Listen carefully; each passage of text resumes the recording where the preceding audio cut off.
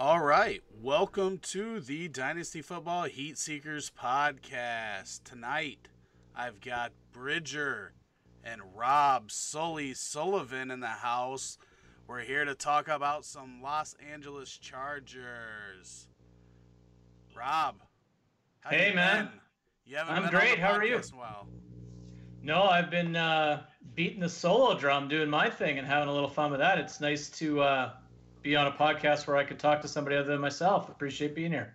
Yeah, it's kind of just like screw everybody else. I'm just gonna do my own thing, and I don't like these guys. You just kind of ditched us and never come on the pod and just must think you're better than us Americans or something. I don't know. No, it's like currency. I'm about 67% as good as you guys, so it's all good. Oh, bullshit. Oh, we got William James over on Twitch. Welcome to the stream. Um, yeah, we're gonna have a quick episode tonight. Obviously, we're doing this daily, and it's gonna be random times when people can get over here and join us. But 32 teams in 32 days, and we will be on Twitch and YouTube and in the Facebook group. You can find all the different outlets on RotoHeat.com. And then we will be coming to Spotify, Apple Podcasts, Google Music, uh, Stitcher, Podbean, and all your favorite places to listen to podcasts. That is coming very, very soon. But tonight it is the Los Angeles Chargers, and it was a pretty good day to do it. Obviously, the news this morning was that running back Melvin Gordon had requested a trade, which we had kind of heard, but they're saying they denied it. But the holdout continues, and it doesn't really look like there's an out day for this. It looks like both sides are staying pretty strong to what they're saying so far, and who knows if Melvin Gordon is going to be playing come week one. Bridger, what do you think is going to happen with Melvin Gordon? Tough to say. So the rumors are that they offered him a deal of about $10 million a year, which seems like fair value. Obviously, we don't know what kind of guaranteed money is involved in that. Probably pretty low if there's no progress being made on that contract. But I'm all for the player in this situation. I think Melvin Gordon should hold out as long as he needs to, whether that be until halfway through August or whether that be an entire season, who knows. But I hope he gets what he's looking for, although I don't think he necessarily deserves to be paid like a top running back. I do think running backs as a whole need to be paid more. They sort of get the raw end of the deal when it comes to this whole thing. So hopefully he gets what he wants. Well, I agree with you, but I'm going to go right over to Rob. And Yeah, man. we know Rob is on a different page when it comes to the contract situation, so I got to hear your input on this whole Melvin Gordon situation. Yeah, I just look at it like this. There is a collective bargaining agreement that the players agreed to. It is a situation where, and first of all, I don't disagree that running backs should be paid more. They absolutely should, but it's the nature of the game and the way that it is. And Melvin Gordon signed a contract. He knew the terms of the contract when he signed it. He needs to show up and he needs to play football. He's not going to do himself any good with holding out. He has almost zero leverage in this situation. He needs to get on the field and play. All right, so this whole thing, being in business, one thing that you learn is that contracts, they change. You're not going to use, very few industries you're going to use the same contract for, a decade or 2 decades or whatever. The thing is that the way running backs are used and drafted and everything has changed so much that the NFL has devalued the running back to a point where it's almost impossible to get a second contract that pays you what you're worth. So they're using these running backs up, and you wrote a great article about DeMarco Murray, how the Cowboys, when it was about time for him to be done there, used the crap out of him. and he had a little bit of value after that, but teams aren't gonna pay these guys, and the way the CBA is set up with like you have a max amount of money that you can make depending on your draft slot. So when a guy gets, when for one, running backs going in the early part of the first round is now very, very rare. And a lot of guys don't go till the second and third rounds where they come in and then get used a ton and aren't getting paid for the usage and the production that they're providing on the field. And in order to make that change when the CBA comes up, guys have to make a stand for it, because you can't just say I'm going to sit out and people believe you. Like it's easy for them to make idle threats, but there has to be some action on it. And while the situations aren't all the same, obviously I've been a big proponent that Melvin Gordon is simply productive from a fantasy standpoint because of the amount of work that he gets. Has been very inefficient over his career other than last year. But they used him up, and he's trying to get paid while he's still able to play, because if they would franchise him for 2 years, them knees are already going. He's not going to get a deal that pays him for what he's done for the Chargers. So I'm a big proponent, like Bridger said, of them taking a stand, because even if it doesn't work for him, if he, I don't think he's going to get any more than $10 million a year. He probably should have taken that deal. I think it would have made him the third highest paid running back on an annual value. Yeah, I think so. I think it's just Bell, and I think it goes Gurley, Bell, and then it drops all the way down to $8.5 million per year for Devonta Freeman. I think DJ might be in there too. But top 4 for sure. Right. Okay. So right in there, but I don't think he's going to get much more than that. But that these guys have to make those stands. It's the only way to get changes made is to actually for owners to actually see, like, if we don't do something about it, then this is what we're running into.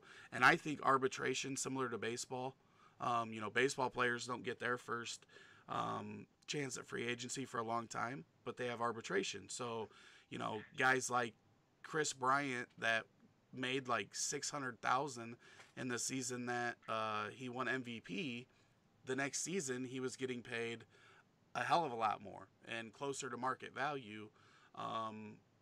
They have that opportunity.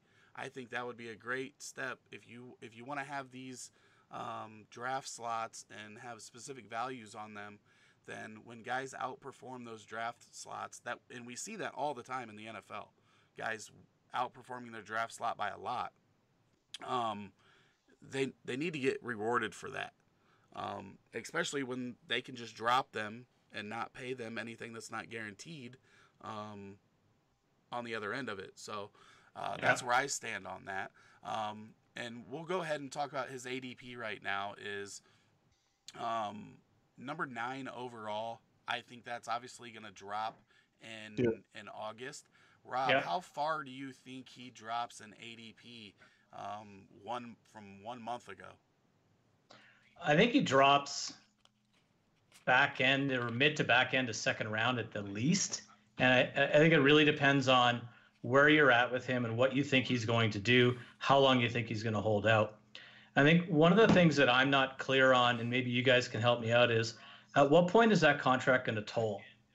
It doesn't seem to have any clarity in the CBA that I can find. So if he can sit out half the season and then show up and then end up being able to hold out again without this situation being exactly the same, like without the year disappearing, then I think his ADP plummets. But if he has to be back by week 3, 4, or 5, I don't think it's going to fall much below back end second round. Yeah, I'm not sure as far as the contract is concerned, at what point it gets credited to the next season or gives him credit for free agency. I'm not exactly sure how that works on the contract that he's currently on. Right. I mean, whereas Le'Veon Bell, it was pretty clear that if he wanted to make his money, he'd have to be there by, I think week 10 is what it was for that franchise tag. Week 9 or week 10 or something. Somewhere in there. It became pretty clear that he wasn't going to show up at that point. Yeah. Which dropped his value a whole lot. I would expect him to drop into that tier 3 of running backs, behind the top 3 or top 4 for sure, and behind that Mixon tier and whoever else you have in there. I would expect him to drop around to that Dalvin Cook, James Conner range, and maybe even towards the back of that tier. I think pick 9 is way too high to begin with, whether he was playing a full 16 games this year or not. Okay. So that's sort of already where I have him, but that is where I would expect his ADP to fall to. Yeah, I agree with you 100%. I think his ADP is going to drop to probably where it should have been to begin with. And people don't like hearing that because he has been productive from a fantasy standpoint, but at some point this he's going to hit a wall. And I feel like Melvin Gordon's going to be the guy that like completely falls off, and here goes Rob bouncing all over the place again. It's Canada. It's just Canada. But you know, when his touches drop, then his production's gonna just plummet because he's been so touch reliant, which is just that's a thing in football to begin with. You know, touches equal fantasy points, but when you are as inefficient as he was, the first all the way up until last year, like you got to get those touches, and I think with his knees going out, that proverbial running back wall is coming in the very near future, whether he's playing in Los Angeles or Tampa Bay or anywhere that he could end up. I did say today on a post though,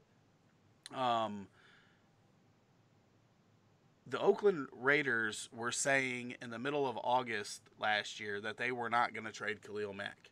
So when the Chargers come out and say we denied his request and this and that, there is a certain point where you can't really go back. It's almost that point of no return, and the Chargers are going to have to figure that out. So if Melvin Gordon sticks to it, it only took a third and a fifth to get Antonio Brown from Pittsburgh. So I feel like at that price for Antonio Brown, it's not going to cost you that much for Melvin. And if somebody's, if a running back goes down on a contending team, they could see themselves with a trade partner. So, watching them injuries soon, I don't think a team like Tampa Bay is going to trade for him and sign him. So I don't think that would work because I obviously everybody wants to compete, but I don't know that they have the roster to compete. Excuse me. And Houston would be one that I could see looking at him. But are there any other teams, Bridger, that you think could be in the hunt for Melvin Gordon? The only other one I've seen really anybody talk about much is New England, which I personally don't see. They've got a lot invested into the running backs that they currently have with a couple of early picks the past couple years, and James White, who's been there for what feels like forever. So other than those two options, I don't see a lot of option. I think there's plenty of teams that could look at Melvin Gordon as an upgrade, but there's none that I see as an actual upgrade. So other than Tampa Bay and Houston, I don't have any that really seem like they're an option for me. What about you, Rob?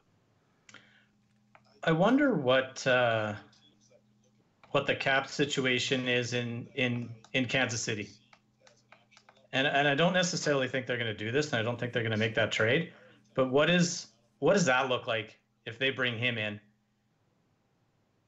I just don't see any team really being able to make that move, to make that trade now, knowing that he's just turned down $10 million. Right. I think they would definitely have to be willing to at least match that Los Angeles offer. But, like, why are you going to – at some point he's going to have to give in too. And take take that offer because I don't think it's getting much higher. But do you really want to trade the weather in Los Angeles for the weather in KC and wherever else? Buffalo, I've seen mentioned. Yeah. Buffalo, maybe Green Bay potentially. Yep, I've seen Green Bay. I could see that. But like really, if I was the Chargers right now and I didn't really think that he was going to sign, if Kansas City called you up and said, we'll send you Damian Williams and a fifth, do you save that money and the headache and take Damian Williams and just run Damian Williams, Justin Jackson and Austin Ekeler and move on and then Kansas City takes the more accomplished running back and makes their run? I mean, does that even sound like something that could come up?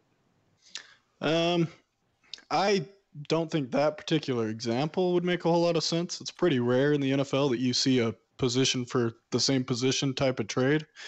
I think if the Chargers are going to move him, they're going to be looking for a second or third round pick flat out, not another player. I just don't see how Damian Williams is really much of an upgrade over what else they have behind Melvin Gordon already. He's better than what they've got behind him. I disagree. I think that's pretty much a wash there between Austin Ekeler and Justin Jackson compared to Damian Williams. But, I mean, it's just not often you see that type of trade go down in the league. Now, if KC were to offer a third and a fifth, then, yeah, I could see how that could happen. But I don't think another running back will be involved. Yeah, I'd agree with that. I think it's a pick trade if it happens. Similar to, you referenced Khalil Mack last year. First of all, I think there's a big difference just based on pure supply and demand of position in the NFL with that trade. But at the same time, I think the Chargers, if they're moving on, I think they're pretty comfortable with the running backs that they have on their roster right now. And the other thing with the Chargers is they always seem to know when it's time to move on from their running backs. So they moved on from LT. They moved on from, his name is escaping me. Is it Ryan Matthews at the time that he was there? They just seem to know when it's time to slide away from that running back. So if they are to trade Gordon, which I highly doubt happens anyway, I think they're looking at something that's going to bolster them going into a draft that's looking like it's pretty solid. Yeah, I don't think that would happen anyway. I wasn't even thinking about them being in division and all that fun stuff. But I didn't even think about that either. Just a little fun trade speculation. I think that there's a good chance that he ends up getting traded if he's this serious and if he's really going to hold out.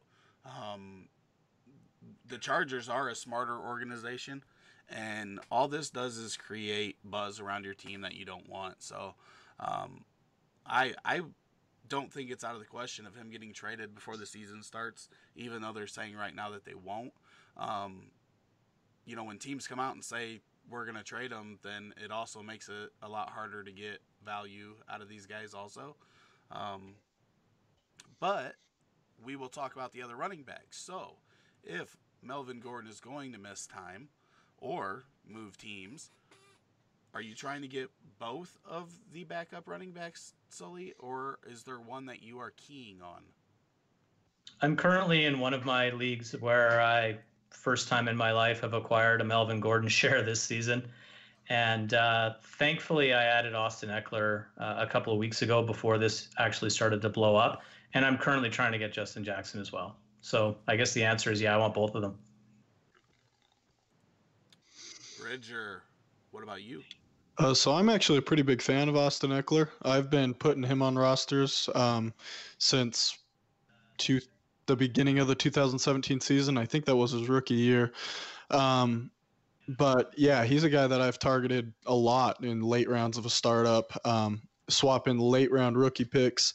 If somebody's after a pick, he's a guy that I'll target with a fourth over the past couple of years. So I do like Austin Ekeler. He'd definitely be the guy I would want to own if/when Melvin Gordon gets traded. I think it'll obviously be a timeshare. I don't think either of Ekeler or Justin Jackson are going to go take that 3-down role. But Ekeler, in my opinion, is the more talented of the two and the one that I would mostly be after.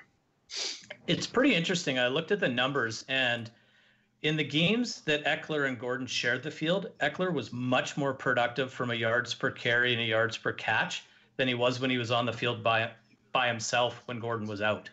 So I wonder how much his role really changes. Do they try to give Justin Jackson more of a Melvin Gordon type role and expand Ekeler a little bit, or do they split it down the middle? Yeah, it's. Oh, go ahead, Bridger. I was just going to say it'll be interesting to see. Neither of them are big backs by any means. Their athleticism metrics are actually really similar.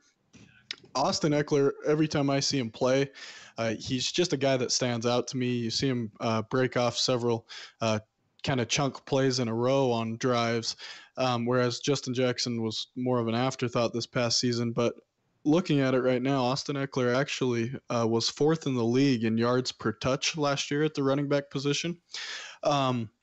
But I haven't looked at the splits that Sully was talking about with Melvin Gordon on and off the field in those games, so I'm not exactly sure how that would compare. But number 4 in the league in yards per touch certainly stands out. Absolutely. I think it dropped about 2 yards per carry and about 2.5, 3 yards per catch when Gordon was out. But in fairness, it was almost 2 full yards per carry. It was like went from, and I could be wrong, but I believe it was he was about 6 yards per carry when Gordon was on the field, and he dropped under 5 when he wasn't.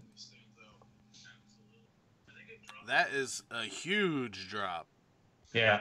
Huge. How many games was that though? That's I believe it was 2 games that he was out by himself. So it's a somewhat small sample size. 100%, absolutely.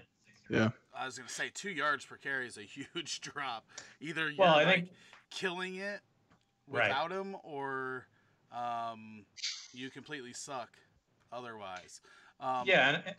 Sorry, I'm not going to claim to watch a ton of Chargers football games, but I wonder how many times when both were in the lineup or both were on the field at the same time, because that's going to affect who a defense is keying on a lot more than if just Eckler's on the field by himself. Yeah, based off of what I've watched, I mean, I don't have any snap counts or anything, but that seems relatively uncommon. Typically, when Ekeler was getting in, it was either on 3rd down and long, or a situation where they've just run Melvin Gordon 6 times in a row, and the dude simply needs a breather. But yeah, looking at the advanced efficiency numbers, he was actually number 1 in the league in breakaway run rate, which is percentage of carries of 15 yards or more. And 14th overall in breakaway runs with 10.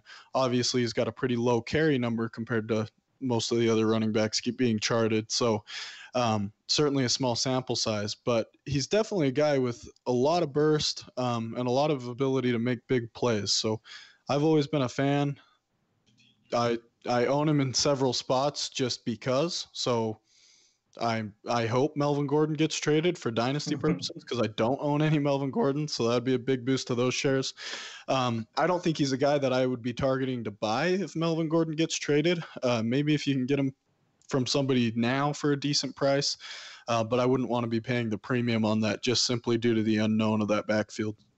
Yeah, if you could have got him before this news came out, his ADP was 129. And that seems like even if Gordon was playing, it was a pretty cheap price. He probably should have been a little bit higher than that. But, I'm looking right now at fantasy points per touch, and he had 53 targets and 106 rushes, and for 159 total touches, and averaged 1.06 fantasy points per touch, which is pretty good. Melvin Gordon had his best season ever, and it was a really good season last year, at 1.14, which is the leader of running backs with more than 100 touches. I'm trying to take that off there. So that probably speaks to the Chargers offense quite a bit. Yes. Yeah. And then Justin Jackson was quite a bit lower. I got to pull that back up here real quick at 0.89. But he also only had 19 receptions. So obviously receptions are going to boost you up quite a bit from a fantasy standpoint, and the points per touch. Ekeler had 53 and Melvin Gordon had 66. But I could see Jackson, those numbers going up. But there was a 2-game difference between Ekeler. He played 14 and Gordon played 12. So there was a 2-game difference between them for those stats that Sully was telling us about earlier. Okay, so we talked about running back there. Let's go ahead and go to wide receiver. And we obviously had them lose a burner with Williams going to Oakland. I had a brain fart there. And now we've got Mike Williams and Keenan Allen as the 2 guys, with Travis Benjamin still there, but I don't think anybody really expects a whole lot from him. Which guy, if you were getting them for the same price, are you taking, Bridger? At the same price, I'm definitely taking Keenan Allen. And I would probably take Allen at their current prices as well, their individual prices. Allen is a guy that seems to just be kind of perennially underrated to me. I like him a lot, and I'm also a big Mike Williams fan, but I have sold several shares of him recently just due to him climbing up into that 5th round ADP. That's about where I had him as not necessarily a ceiling, but as my value for him was around 6th to 7th round ADP, and I was drafting him closer to the 10th last season. So I'm happy to cash out at his current price. I was trying to set you up there because I knew you were a big Mike Williams guy. Yeah. So I threw that odd question out there because obviously Keenan Allen's the obvious. I was hoping you'd pull a Colin and give us something to chat about, but you didn't. No, I try to be logical. Let's see. Apparently, I'm the nicest. Devin Nelson says over on Twitch. I appreciate it. Wow. So, Sully. Yes, sir. Why don't you give us a little bit of Sully's 2 cents about these wide receivers here in San Diego or Los Angeles? I did the old San Diego thing again. Oh, I figured I'd be the first one to do that for sure.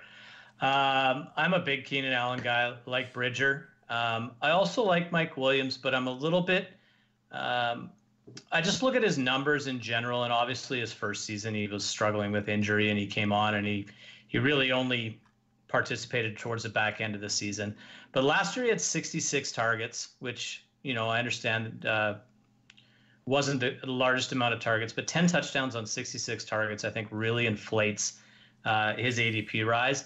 And obviously I don't believe that that's sustainable. And I'm really interested, and I know we're going to talk about him, but I'm really interested in what Hunter Henry does to Mike Williams, because it seems to me, and again, I don't watch a ton of Chargers games, but the vast majority of damage he did was in the red zone. And I would think that that's where Henry is going to eat into Williams' workload a little bit as far as targets in that high percentage area. Keenan Allen to me is he's just one of those guys that I don't want to say set it and forget it, because he had some injury issues early in his career, but for the last 2 or 3 seasons, he's just been money.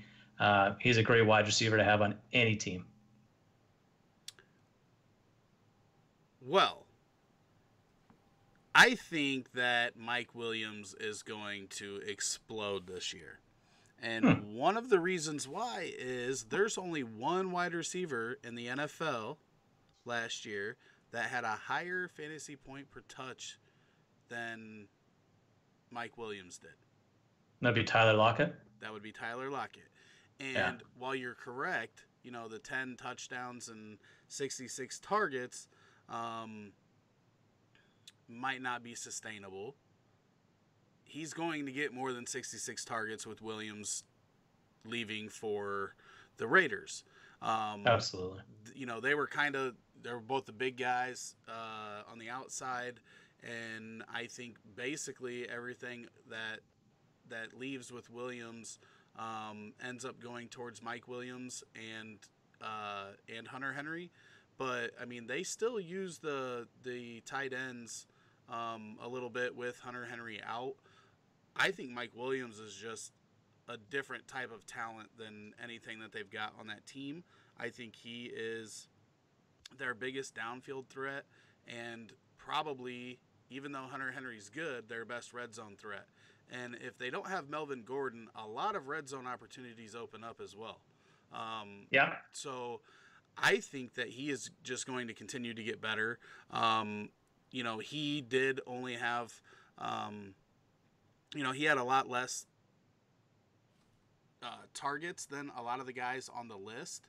But he wasn't like super, super low. And he was only, four targets behind Tyler Lockett. Five. So definitely very efficient last year with his 66 targets, and I don't see a reason why he can't stay above that 2.2, which would be pretty good.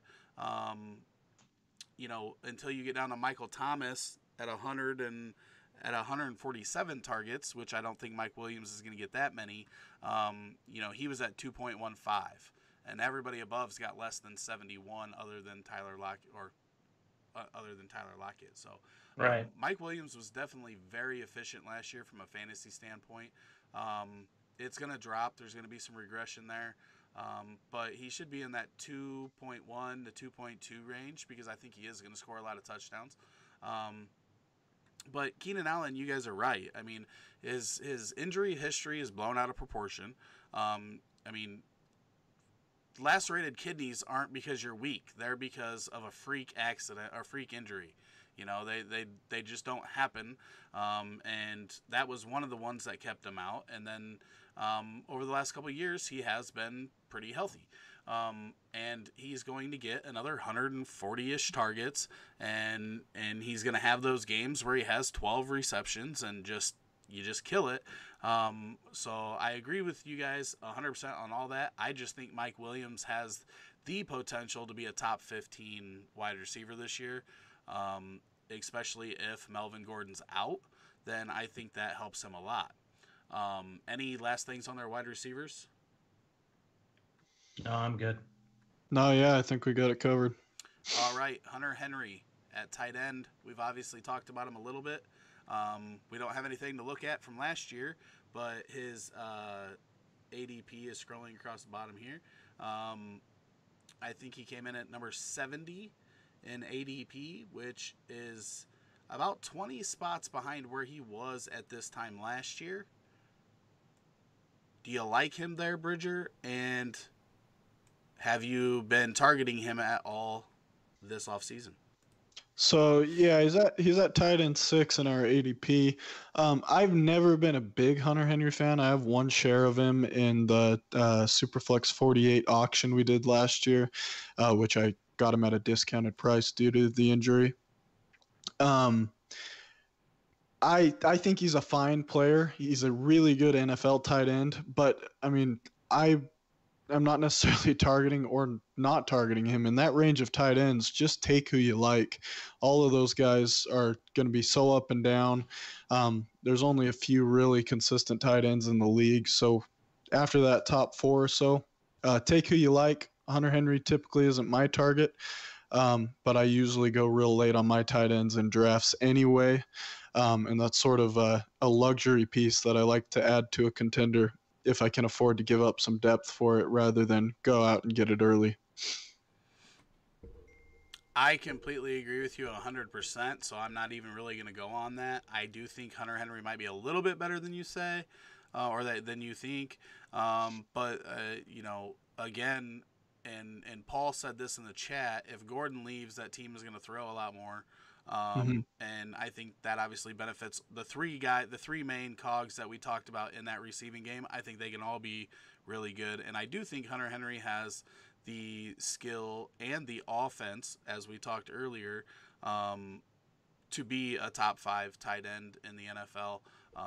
But as you said, it could range anywhere from 5th to 13th because, outside of the top few guys, everybody's so close that one touchdown can move you down that rank by 4 or 5 spots, and and that volatility there could definitely happen. So, Rob, what are your thoughts on Hunter Henry there? It seemed like you liked him in your Mike Williams talk.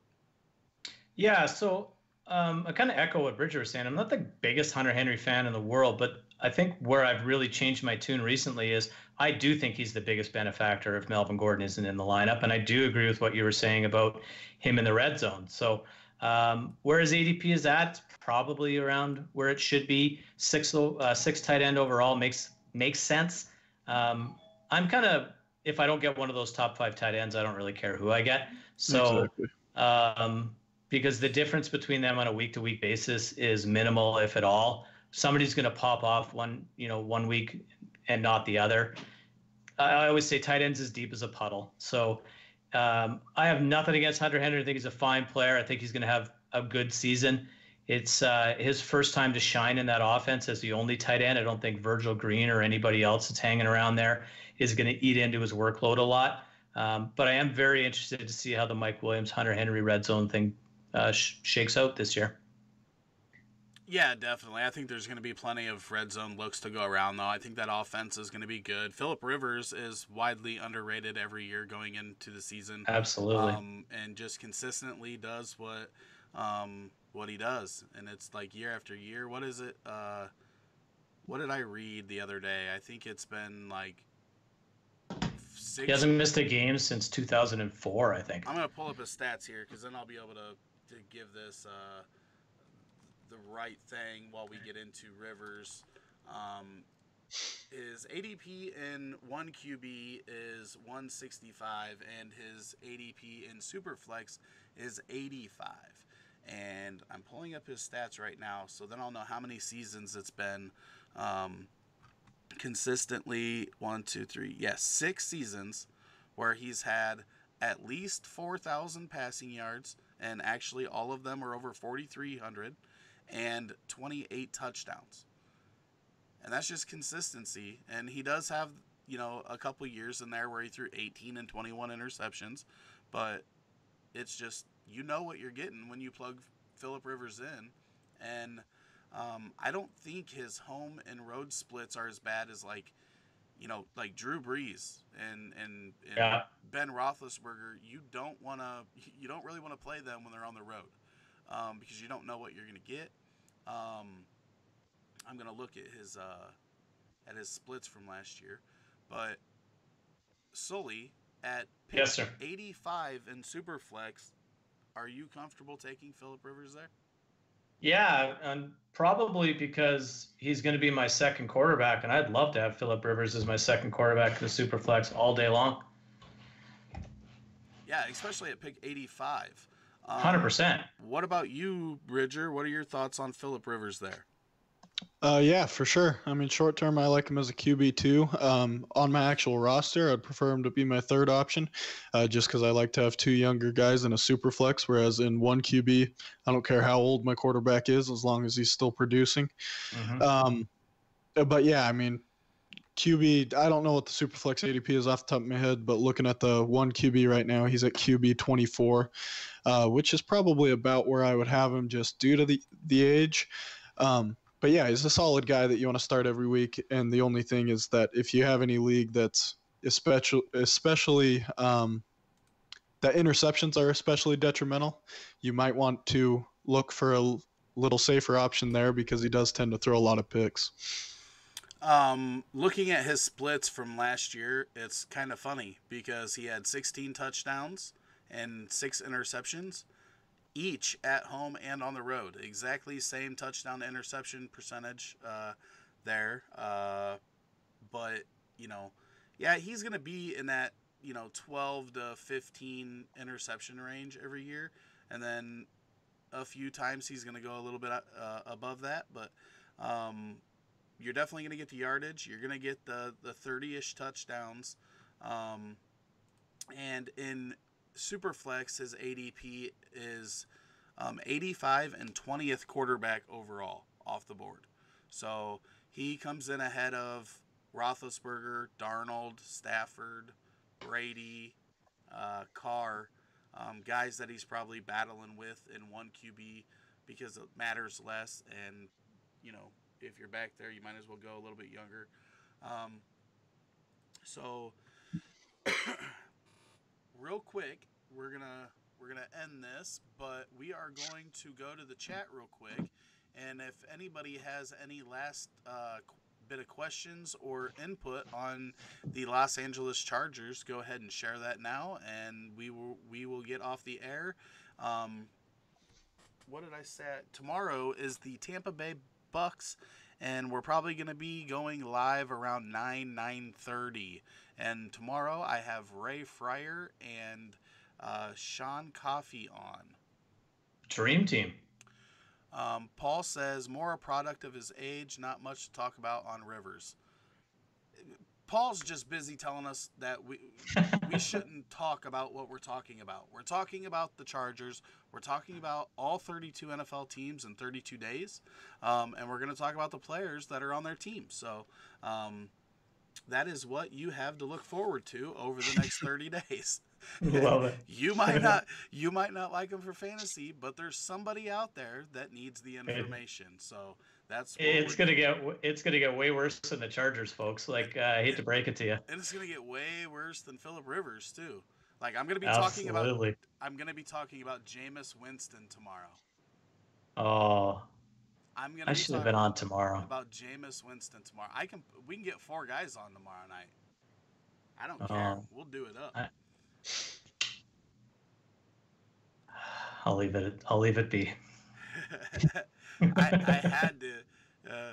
had to get it in there, you know. Holy, wait a minute, Winston, Rojo. What else do you got tomorrow night? That's gonna be fantastic. Well, no, I mean, I'm gonna leave Rojo alone because you know he's just bad. Like there's nothing more that you can say. There's some camp talk out about him. Paul says, "Don't even get to defend my son. Playing poker tomorrow. Go Jameis."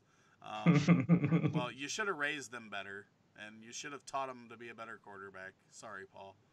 All right, I don't see any questions in here. I'm gonna check over on Twitch if anybody over on Twitch has any questions. There's nothing on Twitch. We did have Devin Nelson, if you're still watching over there. We weren't ignoring your question about Saquon, but we were talking about the Los Angeles Chargers tonight. I'm going to check this schedule real quick for you and let you know when we'll be talking about the Giants. The Giants are one of the last teams. They will be on August 25th. I'm sure we'll talk about Saquon on some Wednesday nights. The other days we're going to be like team specific. PJ says, what's OBJ's new value? You're going to have to tune in for the Cleveland episode, which is... Hey, I'm on the Cleveland episode. You are on the Cleveland episode. Yeah, I'm jazzed for that one. Where the hell is Cleveland at on there? Oh. It's coming up like mid-August. It's the 8th. On the 8th. Or early August, somewhere in there. All right, fellas. We are going to end this stream, and thanks everybody that came out. Make sure you check out RotoHeat.com. Check out Sully's 2 Cents podcast everywhere that you can listen to podcasts. This will be coming to everywhere you can listen to podcasts. And